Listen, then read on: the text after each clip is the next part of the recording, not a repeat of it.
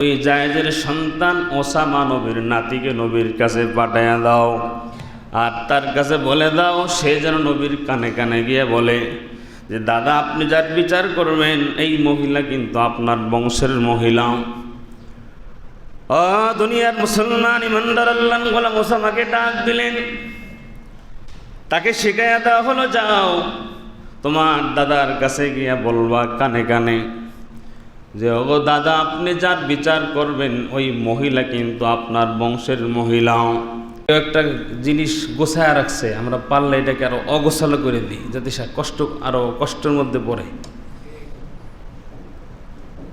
আল্লাহ বলতেছেন না, তুমি আরেকজনের জন্য হালকা করে দাও, আরেকজনের প্রতি দয়াশীল হও, ইহসান করো।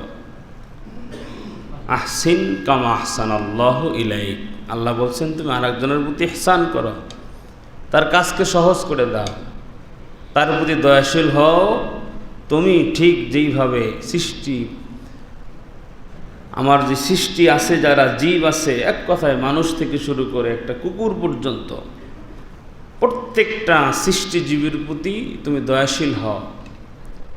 আল্লাহ বলেন যদি হও তো কি হবে, বলে আহসিন কামা আহসানাল্লাহু ইলাইক, ঠিক যেমনিভাবে তুমি আমার সৃষ্টিজীবীর প্রতি দয়াশীল হবে আমি আল্লাহও ঠিক তদ্রূপ তোমার প্রতি দয়াশীল হব। অনুগ্রহ করা, অনুগ্রহকারী যারা আল্লাহ পাক এই গুণ বিশিষ্ট বান্দাকে মহব্বত করে, আল্লাহ পাক এই গুণটা আমাদেরকে অর্জন করার তৌফিক দান করে। এরপর একটা হলো তাওবাকারী। ইন্নাল্লাহা ইউহিব্বুত তাওয়াবিন ওয়া ইউহিব্বুল মুতাতাহহিরিন। গুনাহ হয়ে গেলে সাথে সাথে তওবা করা। আল্লাহ পাক রব্বুল আলামিন তওবার দরওয়াজা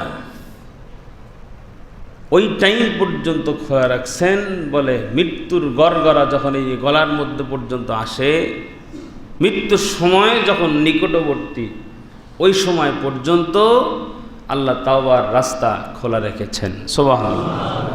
বলে মৃত্যুর 1 সেকেন্ড আগেও যদি বান্দা আল্লাহর কাছে কায়মনে বাক্যে দিল থেকে তাওবা করতে পারে, আল্লাহ পাক ওই বান্দাকেও মাফ করে জাহান্নামের লিস্টের থেকে নাম কাইটা জান্নাতের লিস্টে নাম উঠায় দেবে।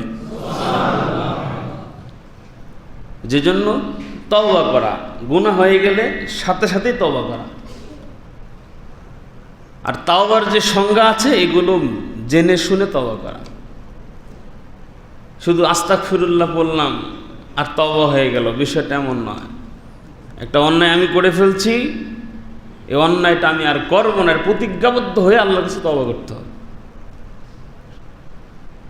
যদি এইভাবে আমি তওবা করতে পারি, আল্লাহর কাছে যদি আমি তাওবাকারী বান্দার পরিচয় লাভ করতে পারি, আল্লাহ বলেন আমি আমার ওই তাওবাকারী বান্দাকে ভালোবাসি, আর আমি যেই বান্দাকে ভালোবাসবো ওই বান্দাকে আমি কশ্চিনকালেও জাহান্নামে দেব না। পবিত্রতা অর্জনকারী তাহারাত, এটা বলছিলাম 2 প্রকার, একটা বাহিরের একটা ভিতরের। আল্লাহ পাক আমাদেরকে ভিতর বাহির উভয়টাই পরিচ্ছন্ন বানানোর তৌফিক দান করেন, বলেন আমিন। একটা হলো তাওয়াক্কুলকারী। তাওয়াক্কুল করা কার উপর? আল্লাহর উপরে। পূর্ণ আস্থা কার উপরে থাকবে? ফাতাওয়াক্কাল আলাল্লাহ ফাহুয়া হাসবু। যেই বান্দা আল্লাহর উপরে তাওয়াক্কুল করে, আল্লাহ বলেন আমি আল্লাহ ওই বান্দার জন্য যথেষ্ট হয়ে যায়। ওই বান্দার কোনো কিছুর প্রয়োজন নাই তো, কারণ বান্দা যখন পূর্ণ আস্থা আমার উপরে রাখবে, তা আমি আল্লাহ বান্দার জন্য যথেষ্ট হয়ে যাব। বলে রাত্র 1টা বাজে, কয়টা বাজে? রাত্রি 1টার সময় তো সচরাচর গ্রামগঞ্জে সিএনজি পাওয়া যায় না, গ্রামগঞ্জের রাস্তায় অটো পাওয়া যায় না। কিন্তু কেউ যদি পূর্ণ আস্থা নিয়ে ঘর থেকে বের হয় যে আমার আল্লাহ আমার অটোর ব্যবস্থা করবেন, সে রাস্তায় বের হয়ে দেখবে যে কোনো না কোনো কারণে অটোওয়ালার স্ত্রী হোক ছেলে হোক অসুস্থ, ওর বাচ্চারে দেখার জন্য হাসপাতালে যাইতেছে। এইভাবেই আল্লাহ ব্যবস্থা করে দেয়। আপনার পূর্ণ আস্থা থাকতে হবে আল্লাহর উপরে, যে আল্লাহ আমাকে রিজিক দিবেন, আল্লাহ আমাকে খাওয়ায়। এই পূর্ণ আস্থা, পূর্ণ তাওয়াক্কুল আল্লাহর উপরে থাকতে হবে। বলে যদি থাকে, ওই ঘটনা শোনাইলাম যে আল্লাহ রসুল যখন বয়ান করছেন, যে ব্যক্তি আল্লাহর উপরে তাওয়াক্কুল করে আল্লাহ তার জন্য যথেষ্ট হয়। সাহাবী কোথায় চলে গেছে? জঙ্গলে চলে গেছে, যে আল্লাহ যতক্ষণ আমার না খাওয়াবে আমি ততক্ষণ খাবো না।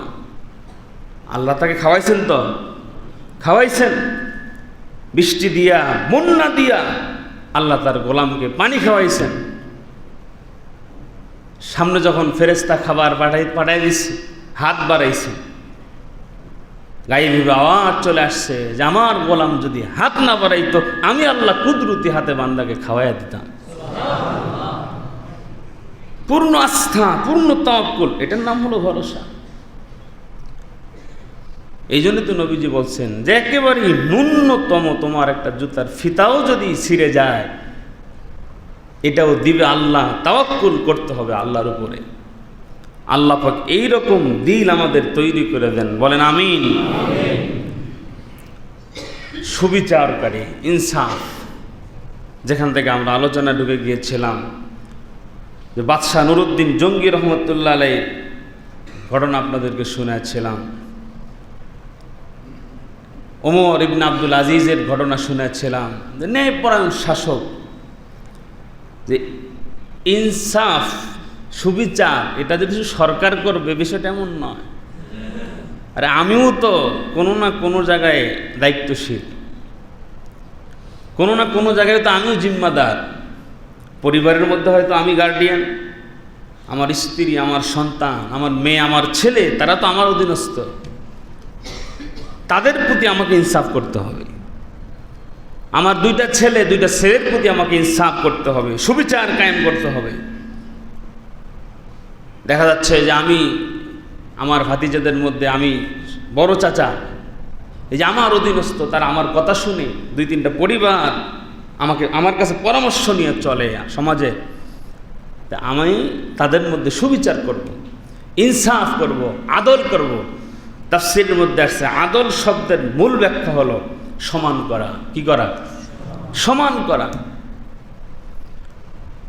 এটাকে সে কম বেশি করবে না, আদল করবে, ইনসাফ করবে। ইনসাফটা অনেক মহৎ একটা গুণ। সুবিচার এটা মহৎ গুণ, এটা এখন আমরা করতে পারি না। ইনসাফ আমরা করতে পারছি না। আল্লাহ রসুল সাল্লাল্লাহু আলাইহি সাল্লামের ভূমিকা ইনসাফ প্রতিষ্ঠায় কী ছিল? বয়ান তো আমাদের সব কিছুই জানা, শুধু চর্চা নাই আর আমল নাই। বলছিলাম যে আল্লাহ রসুল মেহরাবের মধ্যে বসছেন, বিচার করবেন, চুরির বিচার। কিসের বিচার? আল্লাহ পাক কোরআনে বলছেন আস-সারিকু ওয়াস-সারিকাতু ফাকতাউ আইদিয়াহুমা। যদি চোর চুরি করে তার কি কাটো? হাত কেটে দাও। এই বিধান কার? আমাদের দেশে তো এটা চালু আছে, চালু করা দরকার কিনা বলেন? চালু হয় না কেন বলেন তো? চালু হয় না কেন? ভাই যারা চালু করবে ওরাই চোর। কথা বলেন ঠিক না? মানে এই আইন যদি চালু হয়, যারা দায়িত্বে আছে সবাই না, যারা দায়িত্বে আছে অধিকাংশের হাত আগে কাটা যাবে, কারণ অধিকাংশের বাংলাদেশের মানুষের ঘাম ঝরানো টাকা সুইস ব্যাংকে জমা করেছে। ঠিক না? বাস্তব। গত জুম্মায় বললাম যে খেলাফত আর গণতন্ত্রের মধ্যে পার্থক্য কি? গণতন্ত্র যারা লালন করে এরা খেলাফত চায় না কেন? বলে খেলাফত প্রতিষ্ঠা হলে আমার খাওয়া বন্ধ হয়ে যাবে। কারণ যখন খেলাফত প্রতিষ্ঠা হবে তখন আর ওই সংসদে আইন পাশ করার জন্য যাওয়া লাগবে না, এমপির দরকার হবে না। কারণ আল্লাহর আইন তো সব কোরআনে দেওয়া, শুধু সরকার যিনি থাকবেন ঘোষণা দিবেন, সব সুন্দরভাবে চলতে থাকবে। সুবহানাল্লাহ। রাসূল সাল্লাল্লাহু আলাইহি ওয়াসাল্লাম ইনসাফ প্রতিষ্ঠায় কি ভূমিকা ছিল তার? চুরির বিচার করার জন্য বসছেন, এক মহিলা চুরি করছে। কে? বাস আল্লাহ রাসূল কোরআন নিলেন, দুনিয়ার মুসলমান ইমানদার আল্লাহর গোলাম কোরআন হাতে নিয়ে আল্লাহর নবী কোরআন আয়াত পড়লেন, আস-সারিকু ওয়াস-সারিকাতু ফাকতাউ আইদিয়াহুমা জাযাআন বিমা কাসাবা নাকালাম মিনাল্লাহ। দুনিয়ার মুসলমান ইমানদার আল্লাহর গোলাম, আল্লাহ পাক রব্বুল আলামিনের কোরআন থেকে নবীজি আয়াত পড়লেন, সাহাবায়ে কেরাম বুঝে নিয়েছেন যেই মহিলা চুরি করেছে এখন তার বিচার করা হবে। তার বিচার হলো তার হাত কেটে ফেলা হবে। হযরত ওমর, হযরত আবু বকর, হযরত ওসমান আলী তারা একে অপরের সঙ্গে কথা বলছেন। হযরত ওমর আবু বকরকে ডাক দিয়ে বলে, আবু বকর তুমি কি জানো? বলে কি? বলে যেই মহিলা চুরি করেছে এই মহিলা তো আল্লাহর নবীর বংশের মহিলা, কুরাইশ বংশের মহিলা। আল্লাহর নবী মনে হয় জানেন এই মহিলা তার বংশের। হযরত ওমর আবু বকরকে বলে, আবু বকর যাও আল্লাহর নবীর কানে গিয়ে একটু বলে আসো, ওগো পয়গম্বর আপনি যার বিচার করার জন্য আয়াত করেছেন এই মহিলা আপনার বংশের মহিলা। হযরত আবু বকর ডাক দিয়ে বলেন, না আমি পারবো না, ওমর তুমি যাও। হযরত ওমর ওসমানকে বলে, ওসমান তুমি যাও। ওসমান ডাক দিয়ে বলেন, না আমি পারবো না, আলী তুমি যাও। একে অপরকে ঠেলাঠেলি করতেছে কিন্তু কেউ যায় না। সালমান ফারসি রহমাতুল্লাহ আলাইহি মুরব্বী সাহাবী ছিলেন, ডাক দিয়ে বলেন, ওমর আবু বকর একে অপরের সাথে ঠেলাঠেলি না করিয়া আল্লাহর নবীর যেই পালক পুত্র জায়েদ আছে, জায়েদ ওই জায়েদের সন্তান ওসামা নবীর নাতিকে নবীর কাছে পাঠাইয়া দাও, আর তার কাছে বলে দাও সে যেন নবীর কানে কানে গিয়ে বলে যে দাদা আপনি যার বিচার করবেন এই মহিলা কিন্তু আপনার বংশের মহিলা। দুনিয়ার মুসলমান ইমানদার আল্লাহর গোলাম ওসামাকে ডাক দিলেন, তাকে শিখাইয়া দেওয়া হলো, যাও তোমার দাদার কাছে গিয়া বলবা কানে কানে যে ওগো দাদা আপনি যার বিচার করবেন ওই মহিলা কিন্তু আপনার বংশের মহিলা। এই কথা আল্লাহর নবীর কাছে পৌঁছানোর কারণ হলো যেহেতু আপনার বংশের মহিলা, যে হাতটা না কেটে একটু তার প্রতি একটু সহনশীল হইয়া যে একটু আঙ্গুল কেটে বিচারটা শিথিল করা যায় কিনা। আল্লাহর নবী এভাবে চেয়ারের মধ্যে বসে আছেন, কিতাবের মধ্যে আসছে ওসামা আল্লাহর নবীর কাছে গিয়া দুই দিক দিয়া পা দিয়া বগলের ভিতর দিয়ে হাত দিয়া পাঞ্জা করে ধইরা এবার কানের কাছে গিয়া মুখ লাগায়া বলে, দাদা আপনি কি জানেন আপনি এখন যার বিচার করবেন এই মহিলা আপনার বংশের মহিলা। আল্লাহর নবী বসা থেকে দাঁড়ায় গেলেন, কিতাবের মধ্যে আসছে আল্লাহর নবীর চোখ দিয়ে যেন রক্ত বের হচ্ছে, রাগে তার চোখ এত লাল হয়ে গেছে। আল্লাহর নবী বুঝতে পেরেছেন এই কথা কখনো ওসামার কথা হতে পারে না, নিশ্চয়ই সাহাবায়ে কেরামদের মধ্য হতে কেউ তাকে শিখায়া পাঠায়া দিয়েছে। আল্লাহর নবী বিশ্ব নবী সাহাবায়ে কেরামদেরকে উদ্দেশ্যে ডাক দিয়ে বলেন, সাহাবীরা শোনো, আমার বংশের মহিলার চুরির বিচার হবে, তার হাত কাটা যাবে, তার বিচার শিথিল করার জন্য আমার কাছে তোমরা খবর পৌঁছায় দিয়েছ। আরে সাহাবায়ে কেরাম শোনো, আমার বংশের মহিলা কেন, শুধু আমার বংশের মহিলা নয়, আমার কলিজার টুকরা সন্তান ফাতেমাও যদি চুরি করত, আল্লাহর জমিনে ইনসাফ প্রতিষ্ঠার ভূমিকা পালন করতে গিয়া, আল্লাহর কোরআনের বিধান প্রতিষ্ঠা করতে গিয়া আমি আমার মেয়ে ফাতেমারও হাত কাটতে এক চুল পরিমাণ পিছপা হব না। আল্লাহু আকবার। আল্লাহর নবী ইনসাফ প্রতিষ্ঠায় এমন ছিলেন যে চুরি করেছে আমার বংশের মহিলা কেন, আমার আপন কন্যা সন্তানও যদি চুরি করে, সুবিচার এই জমিনে প্রতিষ্ঠা করতে, ইনসাফ জমিনে প্রতিষ্ঠা করতে আমি নবী চুল পরিমাণ পিছপা হতাম না, হব না। আর আমাদের সমাজের সুবিচার বলে যে দল যার বিচার তার, কথা বলেন না, ক্ষমতা যার অধিকাংশ ক্ষেত্রেই ক্ষমতা যার বিচার তার। বলে যদি এটাই না হতো, তাল্লাহি বিল্লাহি আল্লাহি, চোর চুরি করে ধরা পড়ার পরে পুলিশের কাছে তাকে যখন দেওয়া হয়, এই চোর বের হয়ে আবার ডাকাতি করার সাহস পেত না। ঠিক কিনা বলেন? কারণ চোর যখন চুরি করে ধরা পড়ছে, পুলিশের হাতে দিয়ে দিছে, থানায় যাইতে যাইতে পুলিশের পকেটে 50,000 দিয়েও চলে আসছে। ও এখন চিন্তা করছে যে চুরি করছি তো 20,000, জরিমানা দিলাম 40,000, 50,000, দূর ডাকাতি করবো 50 লাখ, জরিমানা দেবো 2 লাখ। সুবহানাল্লাহ। এখন ও আর চুরি করে না, এখন ডাকাতি করে। কথা বলেন ঠিক না?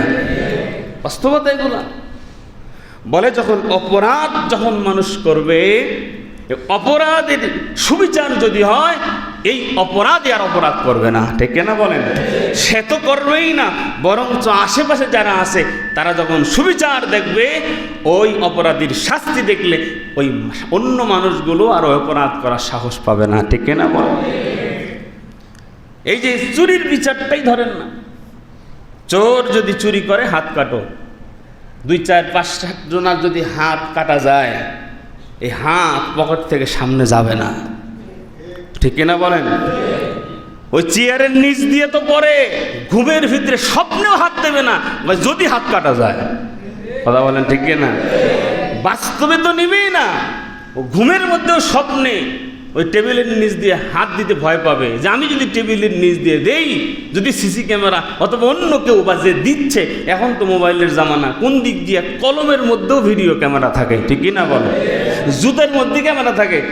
আমি যদি কোনো না কোনোভাবে যদি খালি আমার ভিডিও ফাঁস হয়, আর যেহেতু সুবিচার যদি কায়েম থাকতো, তা আমার তো হাত কাটা যাবে। কসম আল্লাহ, ফাইলগুলো জায়গায় জায়গায় কলমের খোসা দিয়ে আটকায়া, এগুলোর থেকে মানুষ চুরি করে এই ঘুষ খাইতে পারতো না। ঠিক না বলে? সবার কাজগুলো সুন্দরভাবে হতো, সবাই ন্যায্য অধিকার পেত, সমাজের মানুষ কারোর সাথে বৈষম্য হতো না। ঠিক না বলেন? ইনসাফ, সুবিচার, এটা অনেক দামি জিনিস। যেহেতু আমরা ওই দিকে নাই, আমরা যেই জায়গায় আছি, আমি ইমাম, আমার মুসল্লিদের আমার কি দায়িত্ব, কি কর্তব্য, এটাও আমাকে ভাবতে হবে।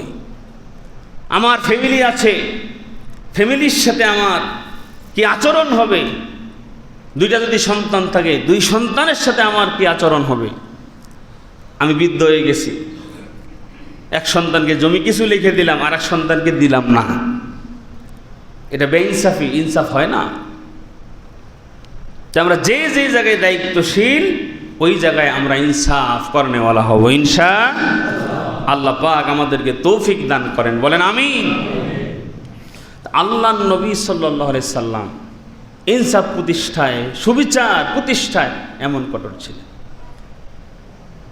হযরত আবু বকর রাদিয়াল্লাহু তাআলা আনহুর একটা ঘটনা আছে, যে আল্লাহ রাসূল সাল্লাল্লাহু আলাইহি সাল্লাম সেখান থেকে আরো কিছু দূরে হযরত আবু বকর বসে আছেন। তো ওই পাশ দিয়া ইহুদি কিছু নাসারা তো যাওয়ার সময় হযরত আবু বকরকে দেখছেন। সেই ইহুদিরা এখন আবু বকরকে দেখার পরে বলতেছে, দেখো, একে অপরের সাথে বলতেছে যে মুসলমানও গরিব, এই মুসলমানদের আল্লাহও গরিব। জোরে কন্যা নাউজুবিল্লাহ। যে মুসলমানও গরিব, মুসলমানের আল্লাহও গরিব। এই জন্য শুনলাম যে আব্দুল্লাহর পুত্র মুহাম্মদ বলতেছে যে তোমরা আল্লাহকে কর্জে হাসানা দাও। এটা কাফের ইহুদি বেঈমান যারা, এদের বক্তব্য। তা আসলেই কোরআনের আয়াতে এটা আছে, মানদাল্লাযী ইউকরিদুল্লাহ করদান হাসানা। আল্লাহ বলছেন, আমার গোলামের আমার কাছে কর্জে হাসানা পাঠাও। কি বলে? নেক আমল করে করে নেকিগুলো আমি আল্লাহর কাছে জমা দাও, হাসরের ময়দানে আমি আল্লাহ 18 গুণ বাড়ায় তোমাদেরকে দিয়ে দিব। ওরা তো আর এটা বুঝে না। দেখবেন কিছু লোকই আছে, নামাজি লোকরা দেখলেই দেখবেন 2-3 জন মিললে কিছু ফুসফুস ফুসফুস করে কিছু বলতে চায়, আছে না নাই? আমরা বুঝি মাঝে মাঝে যে আমাদেরকে নিয়ে যাইতেছি রাস্তা দিয়া, এই টুপিওয়ালা এদেরকে দিয়ে মানে টুপিওয়ালা দেখলেই ওই যে একটা কথা আছে না, যে পাঞ্জাবিওয়ালা দিল বড় জ্বালা, আছে না নাই? পাঞ্জাবিওয়ালা দেখলেই অন্তরের মধ্যে জ্বালাপাড়া আছে, এরকম অনেক মানুষ। তো ইহুদি বেঈমানরা যখন আবু বকরকে দেখছে যে আবু বকর যাইতেছে, তো এই আবু বকরকে ছোট করে তুচ্ছ তাচ্ছিল্য করে এই বলতেছে, দেখছ এই আবু বকর যায় দেহ, এই এরা মুসলমানেরাও গরিব, ওদের আল্লাহও গরিব। আচ্ছা বলেন তো, আমার ভিতরে যদি ঈমান থাকে, আমার সামনে আল্লাহকে নিয়ে এরকম কেউ কটূক্তি করবে, আমি কি বসে থাকবো? আবু বকর কিন্তু অনেক নরম স্বভাবের সাহাবী, ঠিক না? আবু বকরের মেজাজ গরম হয়ে গেছে। আল্লাহকে নিয়ে যখন বাজে মন্তব্য করেছে, যে করছে কাছে গিয়া ঠাডায় একটা মারছে। চর এত জোর, এত শক্তি ছিল এই থাপ্পরের মধ্যে, কিতাবে আসছে 10 হাত দূরে গিয়ে পড়ছে। পড়ছে যে পড়ছে, ওর তো আর খবর নাই। এখন বাকি যে 2-4টা ছিল, স্বরের আওয়াজে ওটি দৌড় দিছে। ইমানদারের গর্জনেও কিন্তু ইমানদার দাঁড়ায় যদি গর্জন দেয়, নারে তাকবীর বলে, অস্ত্র নিয়ে দেখবেন কাফের বেঈমানেরা পিছনে পালায়, ঠিক না বলে? এটা ইমানদারের শক্তি পা। তো এমন চর দিছে, মানে তার চেহারা আকৃতি দেখে বাকিগুলো দৌড় দিছে। ওরা তো অনেকগুলো ছিল, 7-8 জন ছিল, দৌড় দিছে। আর যেটা পড়ছে ওটা দেখে যে আবার আসতেছে, ওইটা আবার দৌড়। আর এইটা দৌড় দিয়ে সাথে সাথে চলে গেছে নবীজির কাছে। কোথায় গেছে? নবীজির কাছে গেছে। ওরা এটা জানে যে নবীজির কাছে কোনো বিচার দিলে নবীজি কখনোই এটা শিথিল করার কোনো সম্ভাবনা নাই, কারণ সে সুবিচার কায়েম করবেই। দেখেন ইহুদি বেঈমানেরা নবীজিকে স্বীকার করতো না, কিন্তু ওরা ওদের টাকা পয়সাগুলো ওদের বাপ চাচার কাছে রাখতো না, নবীজির কাছে গিয়ে রাখতো। সুবহানাল্লাহ বলবেন না? ধরেন গচ্ছিত সম্পদ, এখন তো ব্যাংক আছে, তো ওই সময় তো ব্যাংক ছিল না। তারা তাদের যে অর্থ ছিল, গচ্ছিত অর্থগুলো ছিল, জমানো অর্থগুলো ছিল, ওরা নিজেদের লিডারের কাছে রাখতো না, ওগুলো রাখতো নবীজির কাছে। কারণ জানে যে আমাদের লিডারের কাছে দিলে খেয়ে ফেলবে, আর যদি এই সম্পদ সঠিকভাবে সঠিক জায়গায় রাখতে হয়, তাই আব্দুল্লাহর পুত্র মুহাম্মদের কাছে রাখতে হবে। সুবহানাল্লাহ।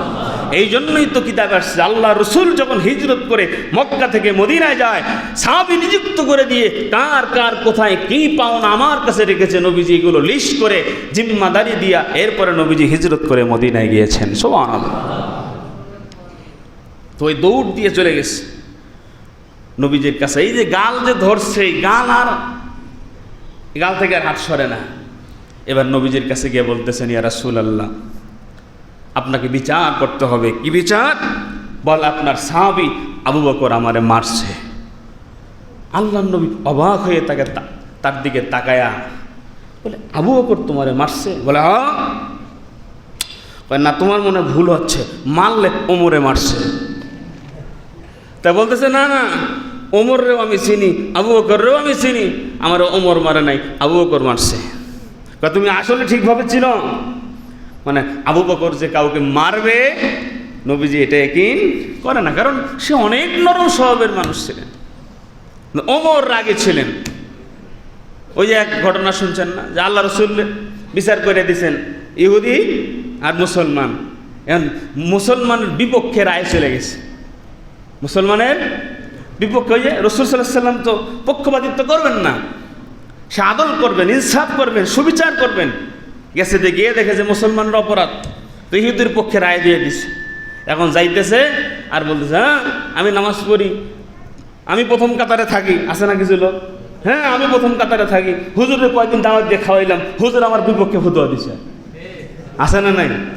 আর ওই বিপক্ষে পক্ষে তো ফতোয়ার বিষয় না, বিষয়টা তো ন্যায়ের, যেটা ন্যায় যেদিকে ন্যায়ের রায় যায় ওই দিকেই তো রায় যাবে, এটার নামই তো ইনসাফ, ঠিক না?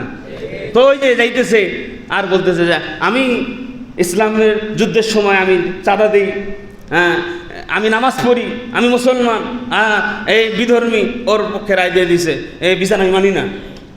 রসুলের বিচার সানি বিচার করার জন্য গেছেন ওমরের কাছে, গিয়ে বলতেছেন যে ওমর আমার একটা বিচার করা লাগবে, সানি বিচার, মানে দ্বিতীয় বিচার। তো বলছে যে প্রথম বিচার কি হয়েছে, কে করেছে? বলে আল্লাহ রসুল করেছে। বলে তোমার পছন্দ হয় নাই?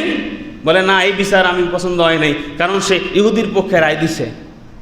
তো বলতেছে ঠিক আছে, তাহলে তুমি থাকো, আমি আসতেছি। ঘরের ভিতরে গিয়ে কি করছেন? তরবারি নিয়ে আসছেন।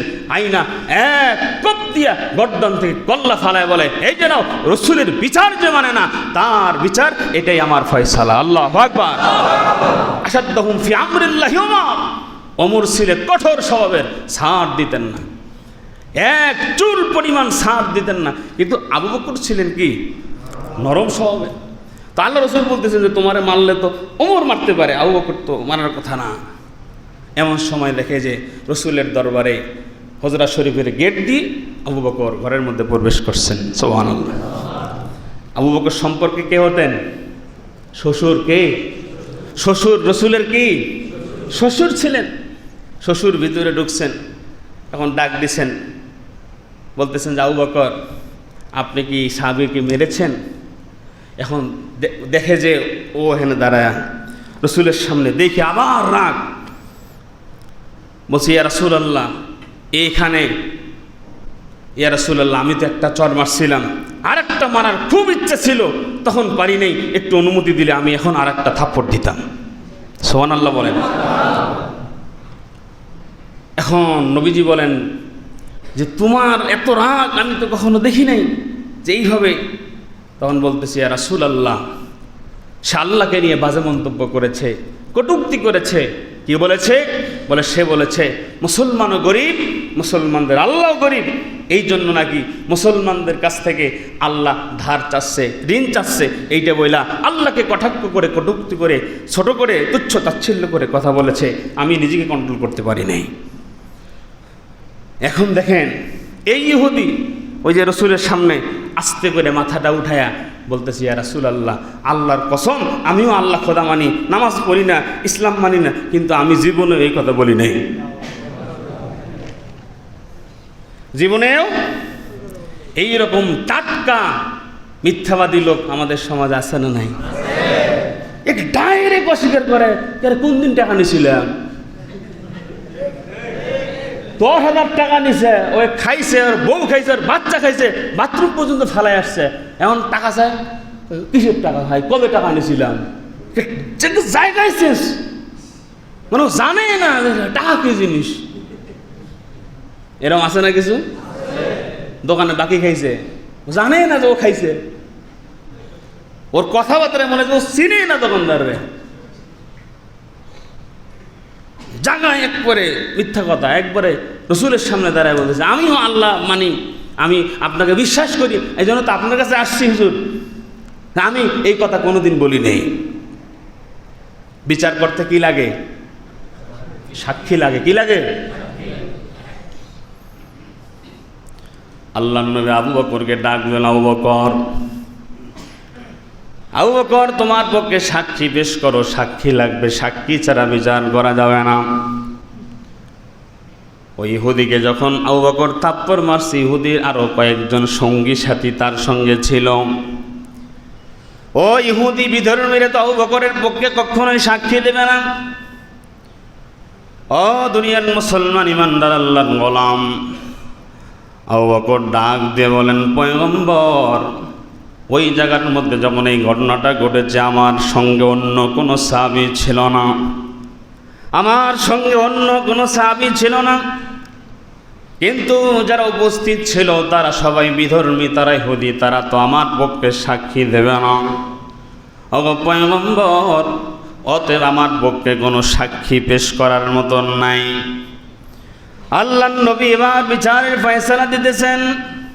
وكتبنا عليها فيها أن النفس بالنفس والعين بالعين والأنف بالأنف والأذن بالأذن والسن بالسن والجروح قصاص। আল্লাহর নবী কোরআন দিয়ে বিচারের ফয়সালা দিতেছেন। কেউ যদি কাউকে একটা থাপ্পড় মারে, এই বদলা হবে কিসাস, থাপ্পড় একটা দিয়ে দাও। কেউ যদি কারো কোপ দিয়ে আঘাত করে একটা কান ছিঁড়ে ফেলায়, কোরআনের ফয়সালা, কোরআনের বিচার হলো যে রাষ্ট্রীয়ভাবে বিচার ব্যবস্থায় এটা চালু করা, যে কান নষ্ট করেছে তার একটা কানও নষ্ট করে দেওয়া, অর্থাৎ সমান করে আদল করা। কেউ যদি কারো একটা চোখ নষ্ট করে দেয়, আল্লাহর কোরআনের ফয়সাল হলো বিচারের মাধ্যমে তারও একটা চোখ নষ্ট করে দেওয়া হবে। এটা হলো আল্লাহর কোরআনের ফয়সালা। দাঁত নষ্ট করে ফেলছে, তার দাঁত উঠায় ফেলাও, কারণ সে যেই অপরাধ করেছে তার প্রতিও সেই সমানভাবে তার উপরে সেই বিচার গড়াবে। তা আল্লাহ রাসূল সাল্লাল্লাহু আলাইহি ওয়াসাল্লাম কিসাসের ফয়সালা দিলেন। আবু বকর, তোমার পক্ষে কোনো সাক্ষী যেহেতু নাই, তুমি যেই জায়গার মধ্যে ইহুদিরে থাপ্পড় মেরেছ ওই জায়গার মধ্যে এখন ইহুদিও তোমাকে একটা থাপ্পড় মারবে। জোরে বলেন না নাউজুবিল্লাহ। আল্লাহর নবী ফয়সালা দিয়ে দিলেন, ওই জায়গা পর্যন্ত গেলেন। দুনিয়ার মুসলমান ইমানদার আল্লাহর গোলাম, আল্লাহ রসুল যখন ফয়সালা দিয়ে দিছেন এখন এই বিচার কার্য সম্পাদন করা হবে, এমন সময় আল্লাহ পাক রব্বুল আলামিন জিবরাইলকে ডাক দিয়ে বলেন, জিবরাইল দেরি করো না, তাড়াতাড়ি করে চলে যাও, আমি আল্লাহর পক্ষ থেকে এই কোরআনের আয়াত নিয়ে আমার দোস্তের কানে কানে পৌঁছে দাও। লাকাদ সামিআল্লাহু কাওলাল্লাযীনা ক্বালু ইন্নাল্লাহা ফাকীরু ওয়া নাহনু আগনিয়া।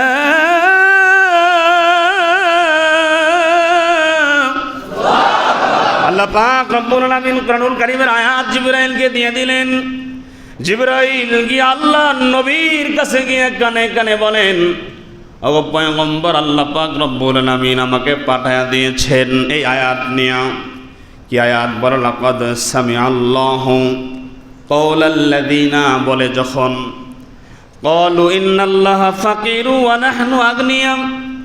লাকাদ সামিআল্লাহু কাওলাল্লাযীনা ক্বালু, যখন তারা বলেছিল ইন্নাল্লাহা ফাকীর, নিশ্চয় আল্লাহ গরিব, ওয়া নাহনু আগনিয়া, আর আমরা ধনী। তারা বলেছিল যে মুসলমানদের আল্লাহ সে হলো গরিব, মুসলমানরাও গরিব, এই জন্য মুসলমানদের কাছ থেকে আল্লাহ কর্জে আসে না চার, আমরা তো ধনী। যখন তারা এই কথা বলেছিল, আবু বকরের কোনো লোক ওই জায়গায় উপস্থিত ছিল না। আল্লাহ পাক আমাকে আয়াত নিয়ে পাঠাইয়া দিয়েছেন যে লাকাদ সামিআল্লাহ, কেউ না শুনলেও স্বয়ং রব্বুল আলামিন তা শুনেছিল। আল্লাহু আকবার। অতএব ওগো পয়গম্বর, আল্লাহর নবী, আবু বকরের পক্ষে কোনো সাক্ষী লাগবে না। আল্লাহ পাক রব্বুল আলামিন আমি জিবরাইলকে পাঠায়া দিয়া আল্লাহ পাক জানায়া দিলেন, আবু বকরের পক্ষে দুনিয়ার কোনো সাক্ষীর প্রয়োজন নাই, স্বয়ং আমি রব্বুল আলামিন আবু বকরের পক্ষে সাক্ষী দিয়া জিবরাইলকে কোরআনের আয়াত নিয়ে নবীজি তোমার কাছে পাঠায়া দিলাম। আল্লাহু আকবার। দেখেন, নবীজি সাল্লাল্লাহু আলাইহি ওয়াসাল্লাম যখন এই ফয়সালা দিয়েছেন যে ওই জায়গার মধ্যে যেই জায়গায় ইহুদিকে আবু বকর থাপ্পড় মারছে ওই জায়গায় ইহুদি এখন আবু বকরকে থাপ্পড় মারবে। আচ্ছা, আল্লাহর নবী এই বিশ্বাস, এই ইয়াকিন আবু বকরের প্রতি বুঝি নাই যে আবু বকর যা বলছে এটা সত্য? কি বলেন? আবু বকর যে বলছে যে সে আল্লাহকে নিয়ে কটূক্তি করছে জন্য আমি মারছি, এই ইয়াকিন, এই বিশ্বাস আল্লাহর নবীর ভিতরে ছিল কি ছিল না? 100% ছিল। নিজের শ্বশুর সত্য, তার কোনো অপরাধ নাই, এই বিধর্মী সে মিথ্যা বলেছে, আল্লাহর নবী জানতো, কিন্তু সাক্ষী ছিল না। যেহেতু ইসলামের বিধান হলো সাক্ষী লাগবে। কি লাগবে? সাক্ষী লাগবে। এই জন্যই সাক্ষী দেওয়ার ক্ষেত্রে ইসলামের কঠিন হুঁশিয়ারি আছে। কেউ যদি মিথ্যা সাক্ষী দেয়, একটা মিথ্যা সাক্ষী তার জীবনের সমস্ত আমলকে বরবাদ করে তাকে জাহান্নামে নিয়ে যাবে। এই জন্য সাক্ষী দেওয়ার ক্ষেত্রে একটু সাবধান হব আমরা ইনশাআল্লাহ। আমরা তো যে কোনো সময় সাক্ষী দিয়ে দিই, যে কোনো সময়, মানে সাক্ষী দিতে টাকা লাগে না, মানে কোনো কিছু নাই, এমনি যে কোনো টাইমে আমি আসছিলাম হুদাই, ও কিন্তু ও রংপুর জীবনও যায় নাই, অনেকটা ঘটনা ঘটছে, সাক্ষী দেয় মৌলভীবাজারের এক লোক। ঘটনা ঘটছে কোথায়? রংপুরে। মৌলভীবাজারের লোকের সাথে দোস্তি হয়েছে। এখন কয়, দোস্ত তুমি একটু সাক্ষী দাও। কয়, কি সাক্ষী? কয়, তুই খালি কইলি বুঝে আমি ছিলাম। হ্যাঁ, কয়, এরকম ব্যাপার নাকি? আমি ছিলাম। আছে না নাই? এই যে মিথ্যা সাক্ষী দেওয়া, এই যে আল্লামা দেলোয়ার হোসেন সাইদি সাহেব রহমতুল্লাহ আলাইহি, আল্লাহ পাক তার কবরকে জান্নাতের উঁচু মাকাম বানিয়ে দেন, বলেন আমি। আল্লাহ পাক তাকে জান্নাতের উচ্চ মর্যাদায় সমাসীন করেন, বলেন আমি। এই যে তার বিরুদ্ধে যতগুলো সাক্ষী দেওয়া হয়েছিল, অনেকগুলো সাক্ষী পরবর্তীতে আইসা এরা আবার এগুলো স্বীকার করছে, ঠিক কিনা বলেন? এইরকম হাজার হাজার মানুষ মিথ্যা সাক্ষী দিয়া এখন ভালো মানুষকে শাস্তির ভিতরে ঢোকায়, ঠিক কিনা? আমরা কোশ্চিনকাল আজকে নিয়ত করেন যে জীবনে যদি বেঁচে থাকি মিথ্যা সাক্ষী কোনোদিন আমি দেব। যদি সাক্ষী দিতে হয় সত্য সাক্ষী দেব, ন্যায়ের পক্ষে কথা বলবো। জীবন তো একদিন যাবেই ভাই, জীবন তো যাবেই, যখন যাওয়ার তখন যাবে। এটা আমি বাঁধতে রাখতে পারবো না, আটকে রাখতে পারবো না। এই জন্য এই হিম্মত করতে হবে, দুনিয়াতে যতদিন আছি এই হিম্মত করতে হবে, ন্যায়ের পক্ষে সত্যের পক্ষে ততদিন থাকবো, ন্যায়ের পক্ষে সত্যের পক্ষে জীবন বিলিয়ে দেবো ইনশাআল্লাহ। আল্লাহ পাক আমাদেরকে যে যে জায়গায় দায়িত্বে আছি ইনসাফ কারণেওয়ালা আল্লাহ পাক আমাদেরকে বানিয়ে দেন, বলেন আমিন। আল্লাহ পাক আমাদেরকে তার পছন্দের গোলাম হওয়ার মতো তৌফিক দান করেন, বলেন আমিন। আল্লাহ পাক আমাদের সবাইকে তার হুকুম মোতাবেক দুনিয়ার জীবনে, দৈনন্দিন জীবনে, পারিবারিক জীবনে, রাষ্ট্রীয় জীবনে চলার মতো তৌফিক দান করেন, বলেন আমিন। আখির দাওয়ানা আলহামদুলিল্লাহ।